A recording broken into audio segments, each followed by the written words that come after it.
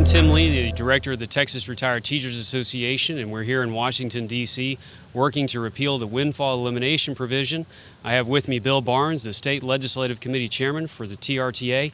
Bill, tell us a little bit about who we've been talking to today and why today is so important.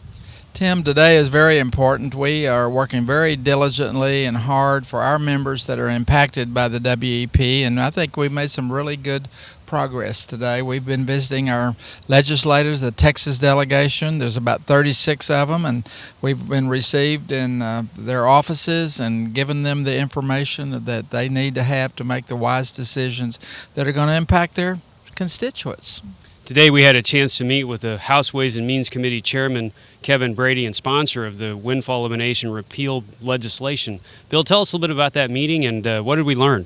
That meeting was an awesome meeting for me personally. It was just a real delight to get to go into the chairman of the House Ways and Means Committee, probably one of the most powerful committees in Congress. And Chairman Brady couldn't have been any more cordial and nice to us and understanding our issues. I really believe he's our champion on this, and I believe we're making some progress on the issue to help retirees that are impacted by this. We're a non-Social Security state, and this is a Social Security issue, and we've been working on it for a very, very long time.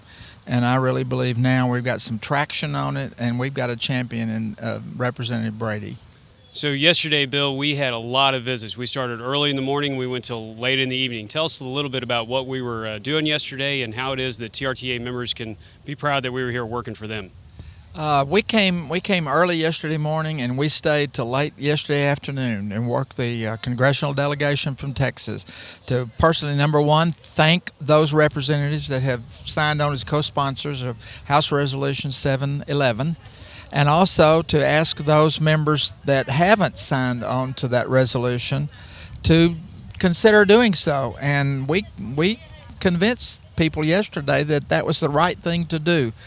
This bill, in my opinion, is the right thing to do, and that's the message that Congress needs to hear. Representative Brady knows it. He hears it loud and clear, but it's always wise, in my opinion, to go back and thank the people for doing what you ask them to do. Yesterday we had a chance to meet directly with a number of congressional members, including Sam Johnson and Mark Vesey and Eddie Bernice Johnson. Bill, tell us a little bit about those meetings and how effective do you think those were? They asked a lot of questions. They were very concerned about some particular issues in the bill. We clarified that. They appreciated our being there. I know that I went into my representative's office, Kay Granger, talked with her. She wasn't in there at the time, but I've talked with her personally, and I've talked with her staff. And Tim, I didn't tell you this yesterday, but I even have a meeting set up back in Fort Worth at the local office with the representatives to sit down, and I plan on taking some of the constituents that are impacted by this to that office so we can have an understanding.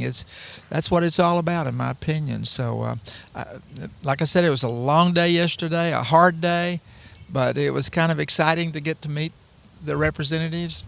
And I can go back now to local units when I speak at local units and tell them that their representative is on board with us on this issue. And that's a good feeling, and it's a good feeling for the representative too.